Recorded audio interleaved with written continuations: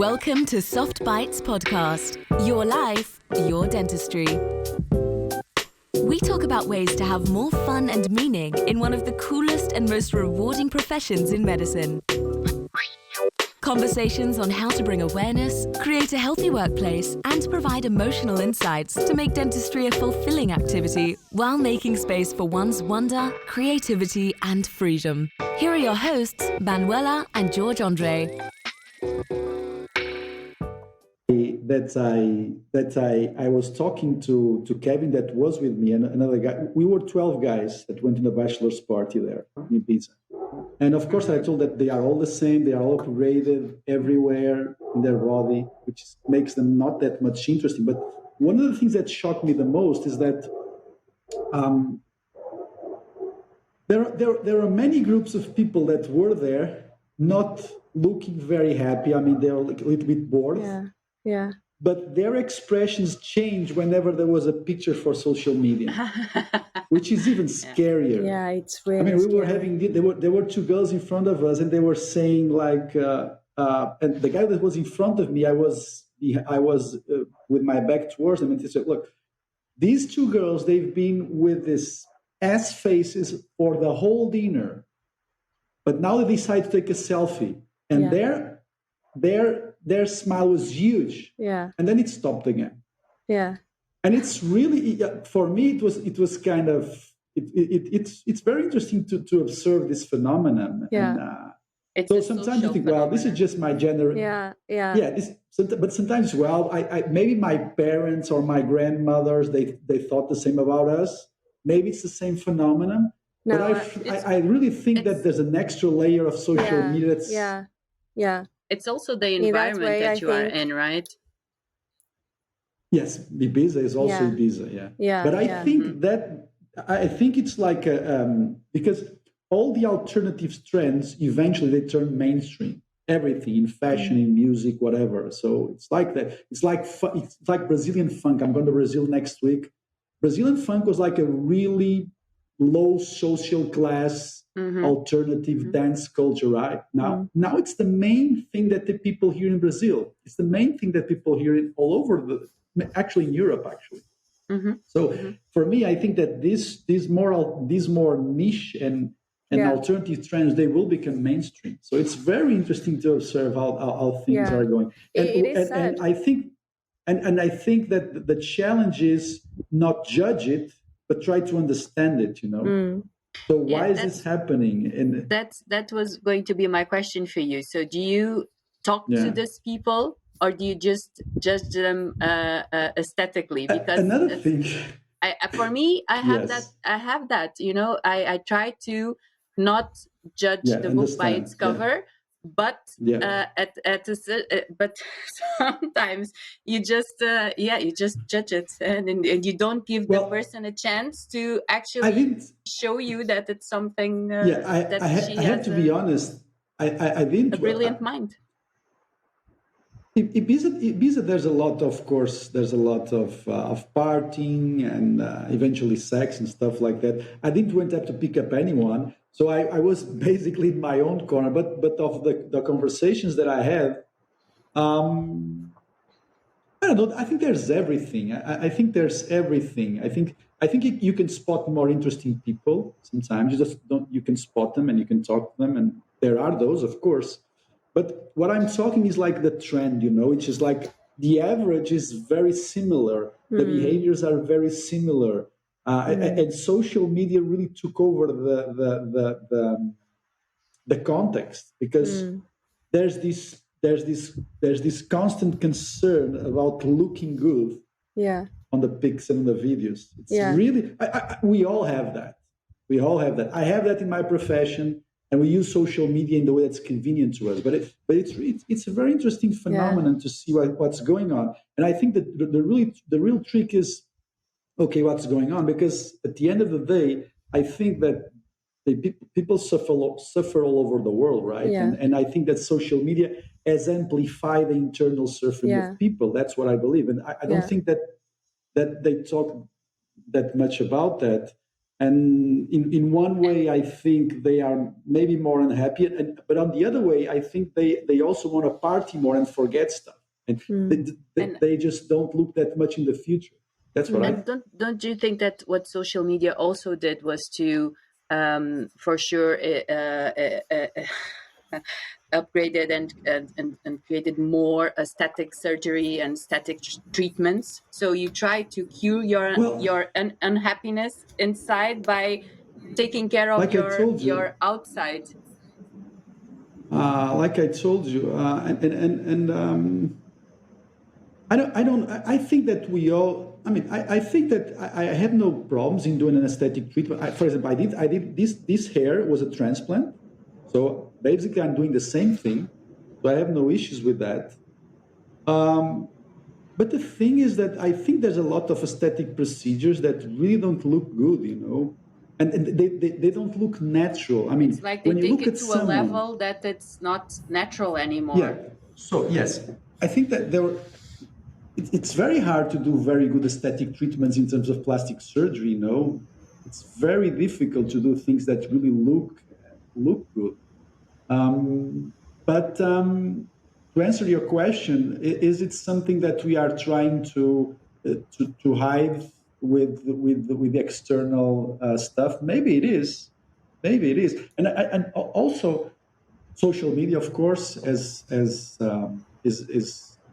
you're responsible for that because you live by your image. Now your portrait picture is very important. The way you look is very important. But also, what I think is that, and I talk for myself, I think that we prolong our youth or our fun for longer and longer.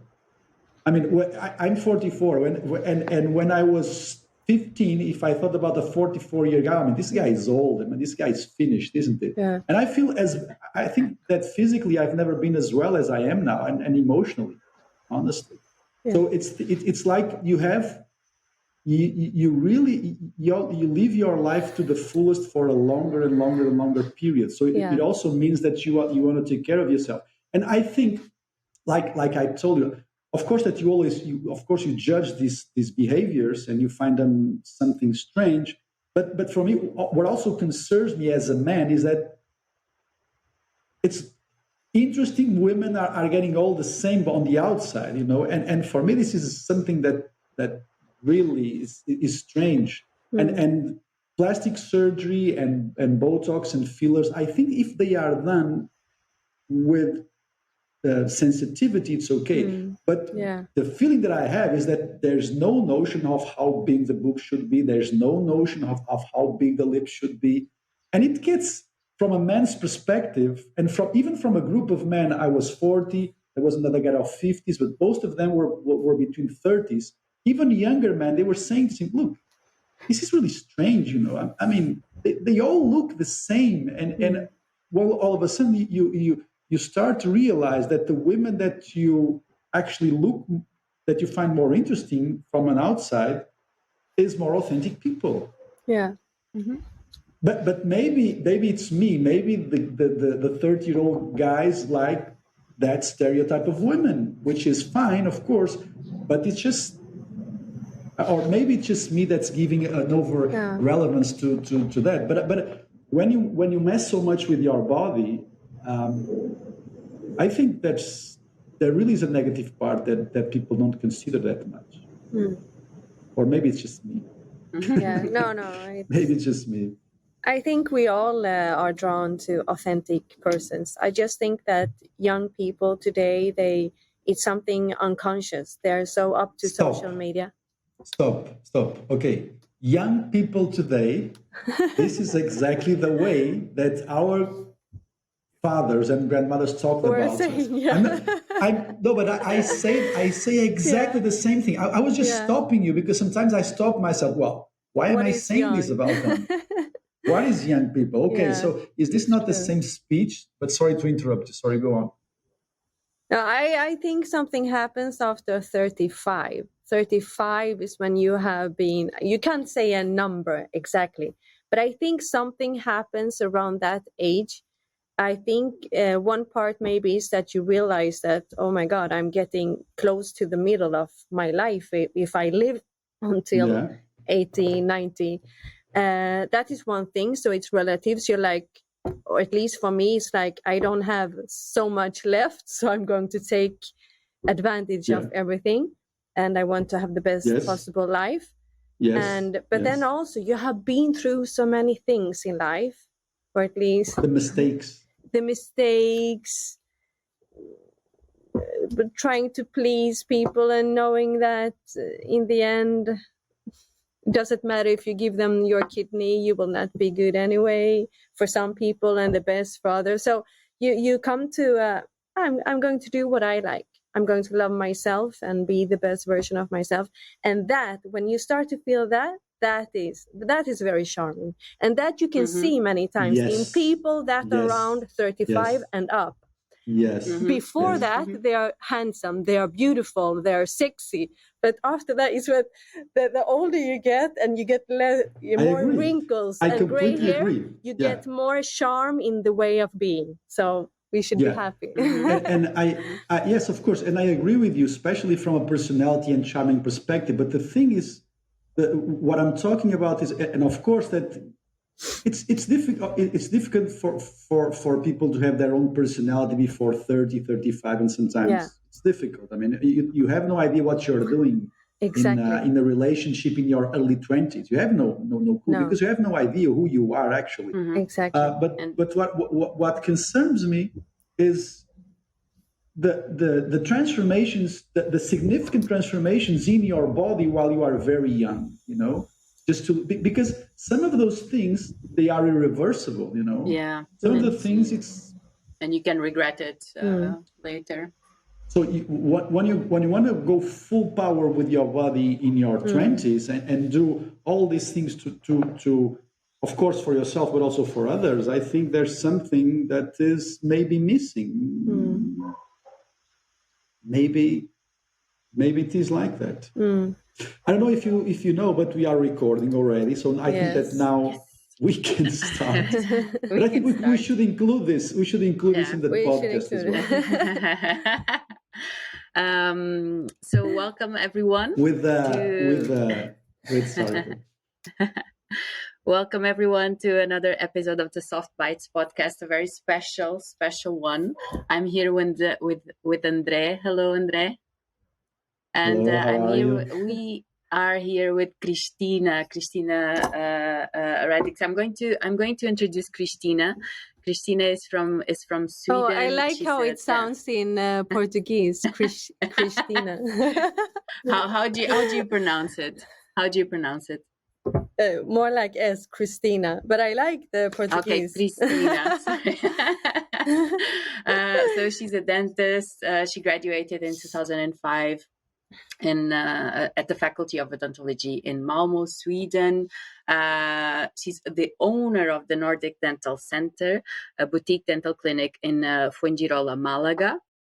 And her specialties are surgery, dental implants, aesthetics, and the vision line, and also aesthetics treatments with the hyaluronic acid. And in her free time, in her spare time, she enjoys being with friends, family, dance, music, volunteer work, and travel. I know Cristina. I think we know each other. I don't know Cristina more than 1 year, 2 years. We connected through Instagram. Yes. And Cristina joined us, me and André, on our Conscience Leadership course early this year, the first edition.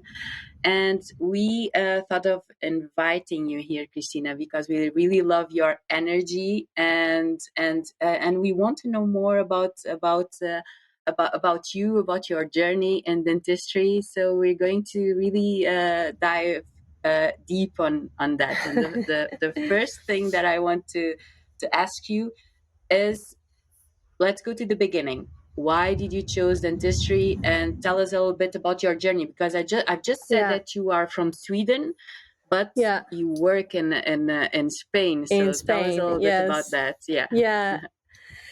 I will. Hello, and thank you for inviting me, and thank you for your course in Portugal. It was Wonderful. We will come to that later.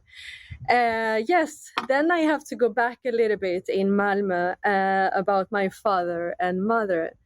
My father is from Hungary, my mother from Greece, and they are totally different persons. My father is very calm. He's almost like Mr. Bean on Valium.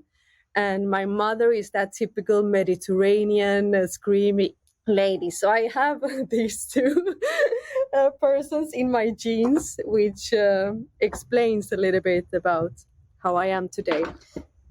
Do you have brothers or sisters? I have one brother. He's 8 years older. Nobody in my family has a university degree, so I'm the first one. I wanted to become a psychologist when I was young. I have always been loving psychology. And then I was thinking about becoming a doctor. So I always knew I wanted to work with people. That I knew. But my father and mother, they were very different. And I think, or you complement each other when you're different, or you get like dog and cat. But there are dog and cats that get along, but they didn't. So they divorced when I was 10. And that was good because it was not really so good when they were together. A lot of discussions every day. And in my life, I knew I wanted to have children early. And that is something I've been wondering later, how come I was thinking about building a family that early. So in that time, I just grabbed a man. No, just kidding. But I had a boyfriend, and he was 6 years older than me. So it came to a point that we got married. I was only 19, and I got Valentina when I was 20 and Pablo when I was 21. I always took school very seriously, so I had very good grades. But I was thinking about psychology, but because I wanted family as well, I was thinking about the economical part. And my mother and father-in-law at that point, they were pushing me. Christina, you should study at university because you have so good grades. So that is how I came into dentistry. So it's not really it's not like many families that they have it in their family. It was not like that for me. So you did your degree in dentistry while already having your children. Exactly. So in life, you can take easy roads, you can take difficult roads. And I have been always toward the difficult roads. So it was very tough. Sorry, Christine, do you have any idea how come you so young had the clear notion that you wanted to have early children? Did that have anything to do with your family, with the example of your family? I think it's always complex in life. It's not about one thing, but that feeling of wanting to have children early, I think could come because my parents were arguing a lot. And when they separated, I lived 1 week with my mother, 1 week with my father. My life was like that from 10 years old. So you wanted to stop the karma there. Maybe I wanted to have like a base to find the stability, to make like a new. I know it's deep psychology. This was not a course. It's very complex. But you know the thing that I mean, when there is this sort of, when there's more dysfunction in families, and we all have a certain degree, of course, but when there's more dysfunction, I think that you need a certain degree of maturity to realize, no, I've been through a dysfunctional family myself, and I want to make an intentional effort to stop this cycle in generations. Yeah. You understand what I mean? Yeah. Was that present in you? I always had that feeling. It was very present. And I always said that I will not be in the same situation. You want to break the chain, right? Yeah, and I didn't want to be in a family where there were discussions every day. So I said that to my husband at that time, if it comes to a day where we will have discussions all the day, we will have more bad moments than good, I will divorce. I will not let the children have that. And that is eventually what happened, because to get married when you're 19 is, like you said earlier, Andre, you don't know yourself. It's like some people can do it, but you have to have a lot of luck to be able to have a relationship from 19 years old. It's very complex. So it's not only luck, it's work also. Relationships are a lot of work. Yeah, it's a work. Yeah, exactly. Can I just tell you a 1 minute story that I saw on Instagram? Basically, there was this speaker talking, and then there was this guy in the public. It was about maybe entrepreneurship or something like it. And the guy was saying, like, look, I'm 25 years old. I'm going to start my company. I have all these ideas. Things are starting to go well. But my girlfriend, and he was 25, my girlfriend is insisting me to get married.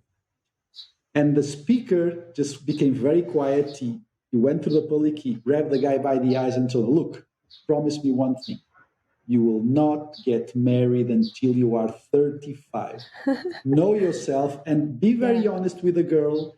Tell him exactly, if you love her, tell her that you love her, but tell her that you are, if things will have to happen, they will have to happen, but make sure you don't get married until you know yourself. Yeah. That's especially if you are being pushed to do it. One thing is if you want to do it. Another thing is if you're being pushed by someone to do it. That is no, never. Yeah, but again, I mean, there are no formulas here. I mean, we know, of course, we all know people that been together since they are 16 and they are the happiest couples ever. Yeah. And we know the opposite. I mean, there are no rules, but actually.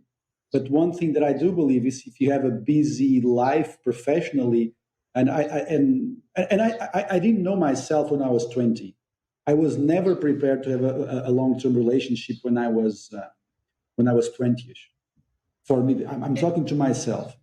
But I think that because of all the mistakes, looking back, I am much more prepared. It doesn't mean I will not do the mistakes in the relationships.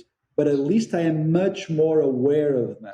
Yeah. 30s and 40s than you are in your 20s. Yeah. I think no one, of course, we don't know each other when on our 20s, but it has also, I think it has a lot to do with a conscious choice. I mean, if that guy that you were talking about, Andre, made the decision of getting married just because he was pushed, he was not making the decision himself. He was just going with, I mean, it's like living life by default. Right? I have this colleague friend that when I started with the mindful dentistry, I remember he saying to me, look, it's just I woke up one day and I had 3 kids. How that happened? Because my wife, how that happened? Yeah, because she wanted to. And so he went along, and one day he woke up and he went, oh my God, what have I done with my life? Even when in your 20s, you should have some responsibility, because it's like Christina said, she felt she wanted to have kids. Yeah. She had this feeling from the beginning, might have done with what she's been through in the family, but she felt it was the right thing. If you feel it in you that you are just being pushed, I mean, you have to have that courage to say, sorry, no, this is not for me. You might not even know why. It's just the feeling that you have.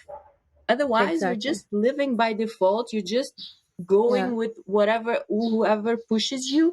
And then one day you're going to wake up and say, what have I done with my life? I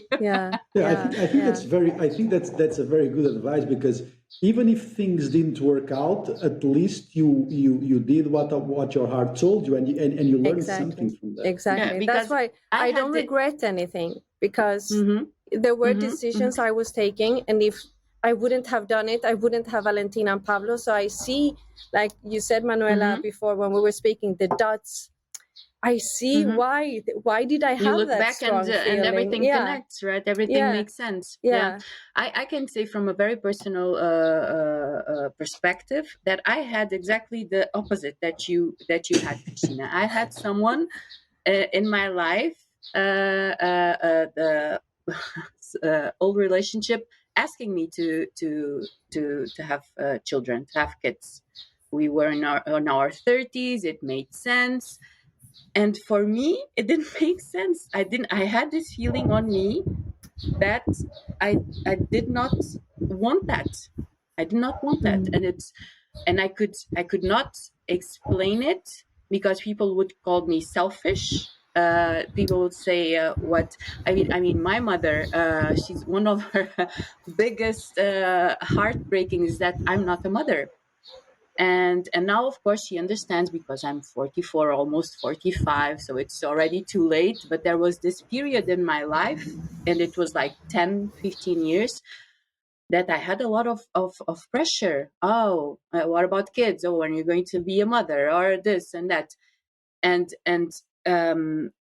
through that relationship, I had to say no. And I had to say, no, this does not make sense. I'm not going to have a baby just because it's time to have a baby.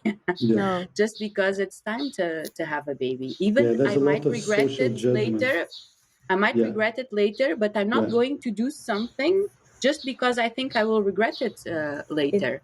But one thing is to respond to a friend or to even your mother. Another thing is to deal with that in a relationship. And of course, we are not together nowadays, so it was not the deal breaker but it was part of what end up things. So we had different goals in life, and you have to face that. But sometimes taking the easy way out is just to say, okay, whatever, everyone is doing it, right? We are already in our 30s. We have like a good life. You work, I work. So let's do it. Yes, and I'm so happy. I'm so happy. Sometimes, I was having this conversation the other day with a friend, like, don't you regret not having children? I said, no, it's the other way around. There's certain situations, and it has nothing to do with screaming kids on airplanes or not, but there are certain situations in my life where I just think to myself, oh my God, I'm so happy I didn't have children, because it was not for me, really. I love children. That has nothing to do with it. But I know that it was not for me. I had this feeling, just like you said, Christina. So, but it's not the easy way out. But again, that's why we are having the conversation here, because I think the three of us have chosen not the most. No. And the important thing is to listen to your intuition, listen to your feeling, because if you would have children, maybe you would be bitter inside because you took a decision that weren't the right one. That is one of the big conclusions that I will come to from your course. But it's very interesting what you're saying, Manuel, because I from a social perspective, and especially in a country as Portugal, which is still very traditional, there's a lot of social pressure for marriage, like we were talking. There's a lot of social pressure for you have to be in a committed relationship long term since you are 20s, or you have to have kids at your 30s, or you have to have a house and a family, and you have to go to the Maldives for vacation and take pictures because otherwise you're not a real couple. It happens a lot, and there's a lot of social pressure. And I think what you're saying is very important. Just to have the courage to listen to exactly what's inside you, because at the end of the day, that was, even if like you were saying, even if you regret it, at least you know how it feels to follow your heart, isn't it? It's very interesting. And so, at Christina, least you know that at the moment it didn't make sense.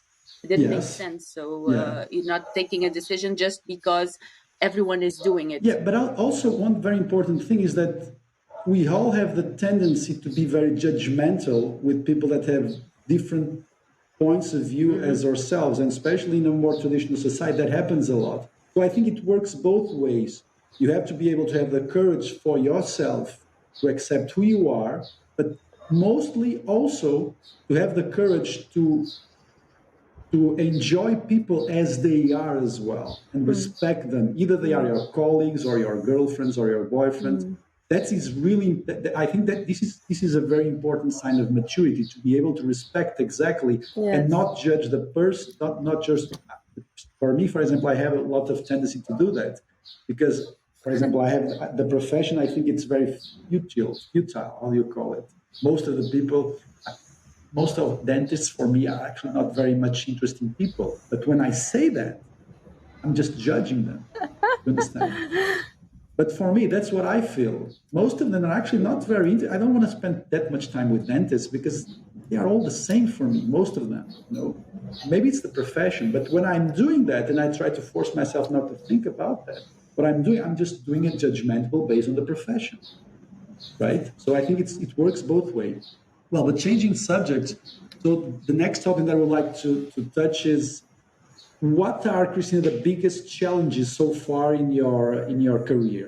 And also how you ended up working in Spain, because you how I ended up in Spain. Yes.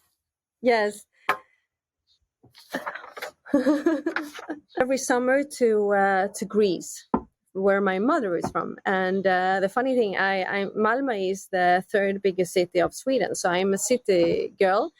But I love to be in the village. They were seeing me. I wanted to help the people with the tobacco leaves, and I really loved Greece and the feeling of being there. Not only for the heat and the sun, it was more salado, like they say in Spanish. No more, I don't know, live.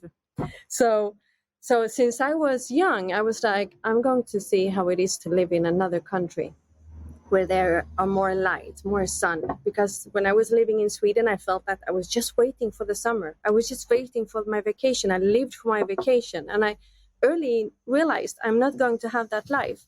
So I planned and scheduled everything during my education with the children and everything. Went on my, we had small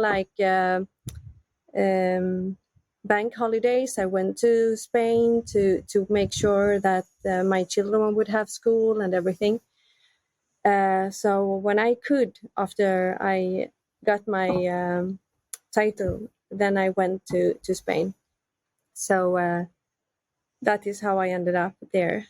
And you immediately open up your practice, or you worked for another colleague? I worked for another colleague. But it is the same clinic I came to. So I've been there 17 years. So you start working for the colleague, and then you became the owner of the practice. I became a partial owner, and then I became the owner. And your biggest challenges? My biggest challenges, I think we are our biggest enemy ourselves. Because now, looking at the challenges, it's all the time coming back to the self-awareness and the organization. That's why I really recommend everybody to go to your course, because those two things are everything. It's like organization and self-awareness. But maybe it's also a maturity thing.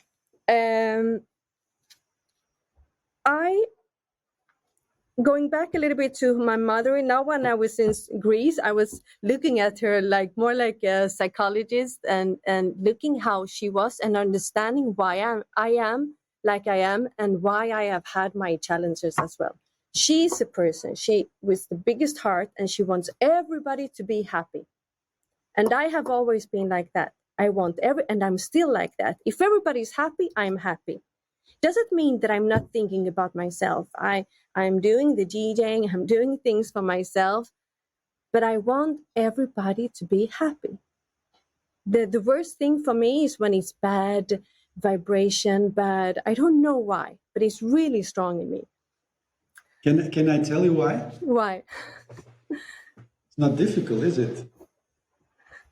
Tell me. Sometimes it's difficult to see yourself because you don't like drama. Yeah, I hate drama. Because it's been present early on. Yeah, probably. It was so present in my... I have no idea if what I'm saying is true, but it seems rather cheap psychology and obvious, isn't it? I am the same. Mm. Yeah, I think so too. It was too much drama. So, yeah, I cannot stand it. And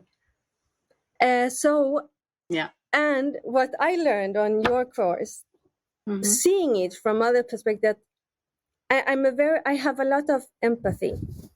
Only by looking somebody, if you would start to cry now, I would start to cry. You know, like the babies, they cry because the other cry. They don't even know why. I'm like that. Because in my head, I start to already do a movie, what has happened to you and all that. And I think if you're a person like that, I mean, you become a dentist, you will have a bumpier road, you know? So it has taken long time for me, especially also if you have a small clinic and you're the owner, because all your patients, you treat like they're your babies, like they are your family, and you take care of everyone, and you give and you give, and it's nobody's fault. But you can end up, if you're not realizing that, you can end up drained. And the only fault is yourself. I'm seeing myself on the feminine version, exactly what you said. Exactly. Yeah. But let me, sorry to interrupt you. So you talked about having the need to babysit your patients. What about the staff? Yeah, and the staff as well. Making everybody happy, not listening to myself, because you get, and now I know the somebody says something, for example, can I take a vacation on that day? Your body explains to you exactly, boom, is it okay? Or is something disturbing you? And I didn't listen to myself. I didn't listen to those small feelings. It was like, no, it's okay. It's okay. Of course, you're happy. I'm happy. You're happy. You're happy. And I could be years like that. And finally, when it broke, it was like, poof. Not an explosion. You know, everything came out. And that is not right. That is not a good leader. Exactly, but sorry, Christina, can you give us an example of the story of one of those explosions? Because I have many, of course, and I'm sure you have. If you want to share some of them, or at least one of them. One was at a meeting, personal meeting, in front of everybody, and I was like shaking because it has already come to a point of years where I had been, Andrea, you have said something that I will never forget on your course.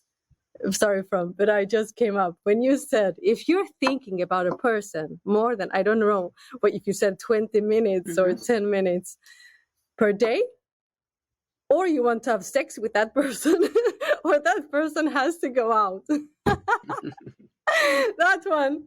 No, but it's the goal is the same. But the thing is that it's something that I learned with Alok. He says that if at the end of the day you go to bed and you think more than 20 or 30 minutes about one person, either you are already having sex with her or with him, or they need to get out of your life. Yeah. Meaning that, I mean, it's only worth to think about someone for so long if it is in an intimate relationship. Otherwise, it's...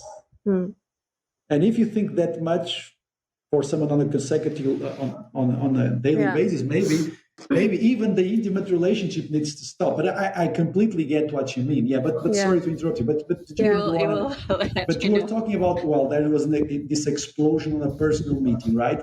But what we want to know the untold story behind. So what led you there? Why were you shaking? What was happening on the consecutive? What was happening on a permanent basis or whatever that made you feel like that? Yeah.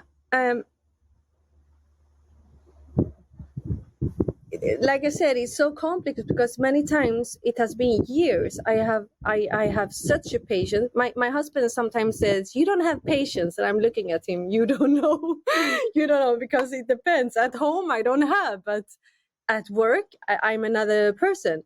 I have such a patience with patients and with stuff. So it's hard to say one. It's hard to even remember the separate things, but it's the feeling of giving, saying yes, thinking about everybody or that person, doing the best, that person is happy, saying yes to things maybe I wanted to say no, hearing lies and inside me thinking, do you think I believe you? Because I'm nice, it doesn't say idiot. You know, people think that nice person, like, I'm laughing, happy Christina, doesn't mean that I'm stupid. I can see between the lies. I can see what you're saying or what you're doing if that connects. But I'm not saying it because I don't want to have drama. But what I have, so it's that constant feeling over and over again that finally is like, you know what? I'm not an idiot. That. But I have come to the conclusion, no, Christina. And also by listening to you, reading books, listening to podcasts, successful people, the first they say it's the team building is so important. Within 3 months, you will know if that person fits or not. Does that person have the same ideology like you? If yes, stay. If no, bye. There is no, I'm going to change you, I'm going to heal you. No, I'm not a psychologist. You're not paying me for being your psychologist. Yes, exactly. This is work. I have come to that conclusion now, and I will be 45. I admire people if they come to that conclusion before, and I know the people that are. My husband is totally different. He's like, oh, you don't fit out. So it depends of how you are as a person, but you can always change by listening. But let me ask you something. For example, in that personal meeting, were there that explosion? Was there, if you want to talk about it, of course, was there any decision or moment, more of a dramatic moment, or someone that had to leave? Was that meeting? No, but I have another scenario.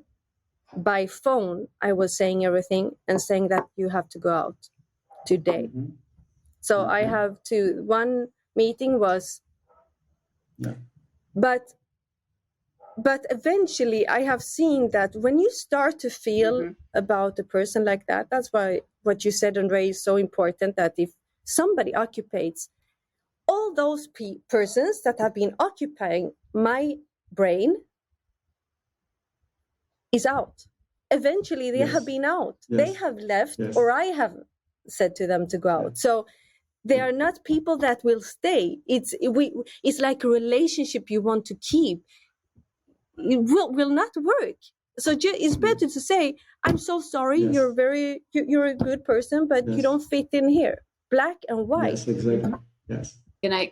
It happened to me exactly that thing. Sorry. No. I was just going to say very quickly that by eliminating all those people on your mind, then you will have more patients at home, because I have a lot of colleague dentists complaining about that they are very patient at work, and that they give all of themselves and that they are empathetic, etc. And then at home, they are completely drained and they are not patient, and their partners complain about that. Oh, you don't have any patience, and they say exactly what you said, Christina. Oh, if you only knew what I have been through all day with patients and stuff.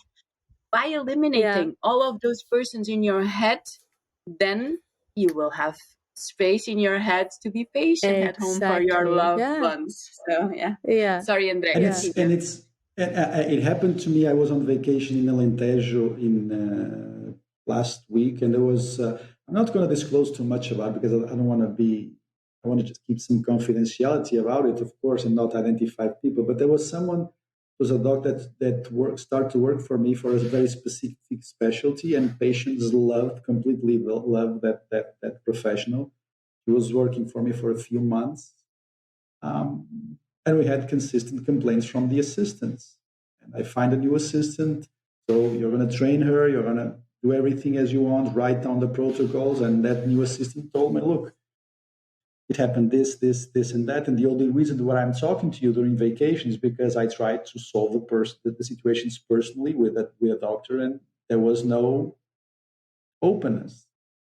And so I talked to the person, and there was no willingness to have an open conversation, at least from my point of view. And we both decided it was better to leave. And it's very difficult because I will not find someone that works in that area with that sort of expertise, or the patients will love. But today I'm going to have a meeting with another person to replace her, and life goes on. Yeah. And it's much better that way. Exactly. It's much better that way because the whole team, and also you always need to hear both sides of the stories. And when these things happen, it's never a victory. And I told my team, I told my dental nurses, look, this happened, but I am not taking your side against that person. This is not what this is about. Do you understand? Mm-hmm. So it's not like, okay, you kept complaining about her, but it was also, all the complaints were subjective for a couple of months. So whenever something is subjective, like, oh, I don't like the way that she looks to me. But when there is something that is really objective, she mistreated someone in front of the parents of the situation. When that really happens and it's objective, then you have something that you can talk without emotions on top of that. Because everything that is subjective, oh, I look in this way, I look in that way, that's all very subjective. And it's very difficult to talk to someone about that. But I told my dental nurses, and I think this is a very important and a key message, that I got some advice from a few friends before I took that decision, which is make sure that your dental nurses don't think that you are taking their side against the other person. You understand? Because it's not a blaming game. Wins. It's just we want the best. It's not, and no one wins. And I told them, look, I'm not winning, you are not winning, but because this happened, and yes, there was this problem, there was this character that was not fitting in our way of practicing. But the rule here is to be reasonable. We have to adapt to ourselves. We all have good days and bad days, and this is why we do the course on emotional intelligence. This is why I pay you every year a course on communication and customer service, and another course on emotional intelligence. This is what's because sometimes, and this is, I think, a very important key message that I talked to them, and I said, look, we haven't won, we have lost, we have all lost because we could not deal with the situation. Okay, so what can we learn from this? We have to understand, and of course that there's also, I think that the boundaries were surpassed, and it was not a good fit. Okay, but having said that, we always should try reasonably well within some rules to make sure that everybody gets along in the team. And one of the very practical rules is that I try to implement is you always say thank you and you always say sorry. Throughout the day, whenever a dental nurse gives me something, by default, I tell them thank you. And if I hit her, or if I ask her to bring some material and then she comes back and I say, well, I also need this. And I always say this. I am sorry, I forgot this. Can you please go and pick me up this thing again? And I think that I have created that to come out of me completely naturally and authentic and without any effort. So I think these small things are important, and everybody must make sure in the team that there's no one, whenever these things happen, no one wins. Right? We learn, right? And I'm not taking their side. I'm just taking the trying to deal with the situation the best way possible. Because by the way, I was not screwing that dentist, so therefore there's no way that she needs to be kept in my life, isn't it? And just to finalize this, another thing that I think is also important is that when I talk to that person, and I think there was an emotional uncontrol in front of the patients, the way that we were treating the nurses, and always two sides of the story, and no one is completely right, and sometimes people exaggerate here and exaggerate there. But one thing very important that I remember that I told her, look, I was once worse than you. I have mistreated dental nurses. I have done these mistakes. So it's not about a personal blame. I know exactly how it is. And let me tell you, you know what it is? This is just insecurity. Because younger dentists, when they are less confident, they tend to, how do you call it? They tend to drop it on the nurse. Sometimes it's very subtle, For example, let me give you an example. Sometimes something is not working well, and you just throw the material. It's not like it's an aggressive way, but you can see like, okay, this is not working well for me. So let me just discharge this over the nurse. Do you understand? All these small things that are not objective and are very difficult to have conversations about, these are the things that we should talk about. These are really the things that in terms of emotional intelligence, not only in terms of organization, because no matter how organized you are and you write things down, yes, you can write things like saying thank you and don't lose your temper and have the operational principles and the values, etc. And that helps. But at the end of the day, there's something very important, which is common sense and reasonability. You have to understand that this guy in front of me might be having a bad day. This patient, this nurse, she might be going through a divorce. She might be going through a difficult phase. Her kid might be going through some problems, right?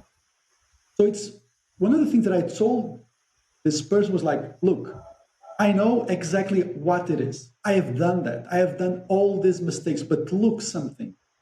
That those times where you were here and the dental nurses were here, that was 20 years ago. And not only that, I think that people in their 20s that start to have like a dental nurse career or whatever, today, they do not tolerate what the same people at the same age tolerated 5 years ago. Does it make sense to you? I think that because there's so much information out there, there are people they do not tolerate that someone mistreats them in front of clients. This is something completely unacceptable. And in dentistry, sometimes this happens. I've done that.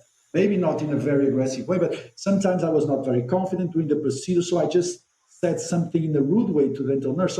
So one of the things that I use, one of the techniques that I use whenever I have to have this conversation, look, I'm no different from you.